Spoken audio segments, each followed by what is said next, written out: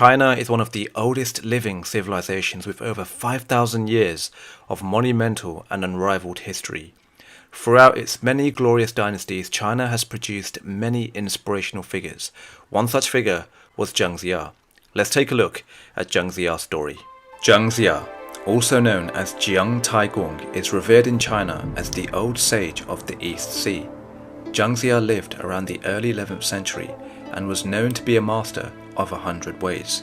He flourished in military affairs, politics, strategy, philosophy, writing, and a plethora of other things. In his 30s, Jiang Ziya retired to the mountains where he spent 40 years cultivating Daojiao teachings. Around the time, the Shang dynasty was in full force. Its ruler, King Zhou, was despotic and cruel, unleashing strife upon the people. In his 70s, Jiang Ziya came down from the mountains and harbored an ambition to bring about a revolution predicated on virtue. To do this, he needed to be joined with King Wen of the Zhou state, whose generosity and magnanimity was known throughout the land.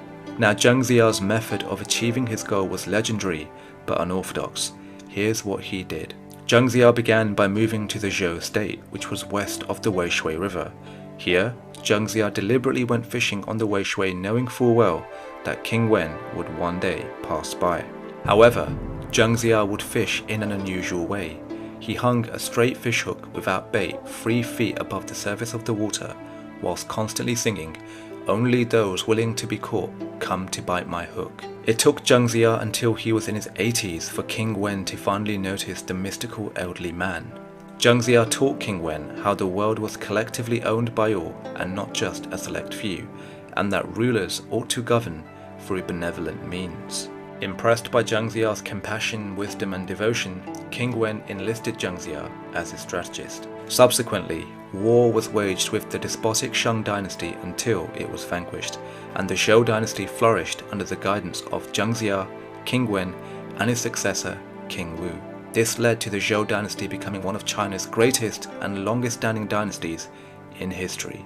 Undoubtedly, Jiang Ziya succeeded in many roles. As a nobleman, a statesman, an advisor, and strategist, Jiang Ziya helped carve out an age of peace rooted in benevolence. Thanks to him, King Wen and later King Wu, the people enjoyed a long period of peace, affluence, and prosperity. Personally, I really admire Jiang Ziya. His devotion and compassion towards every being is touching. His intelligence and commitment is inspirational. Jiang Ziya teaches us that benevolence and empathy produces true happiness and long-term peace. Jiang Ziya's verse, "Only those willing to be caught come to bite my hook," sums up life. What this means to me is that those things that are destined for you will come to you, regardless of how old you get or how much time it takes. And there we have it, the succinct story of Jiang Ziya. There is also a short book I recommend reading written by Frank Romans titled The 6 Secret Teachings of Jiang Ziya. This book basically encapsulates Jiang Ziya's philosophy and applies it to the modern business world. There are 6 focal strategies that Jiang Ziya invites us to think about, and these 6 strategies are as follows. First is the civil strategy. This is about thinking bigger. Second is the military strategy.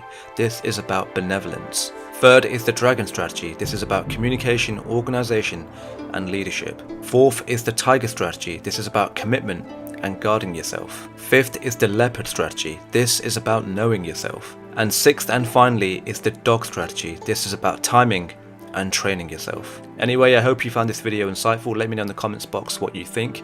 If you happen to find more material on Jiang Ziya, do link it in the description box. It'd be interesting to know. I'll catch you all next time. Take care, stay safe, and cheerio for now.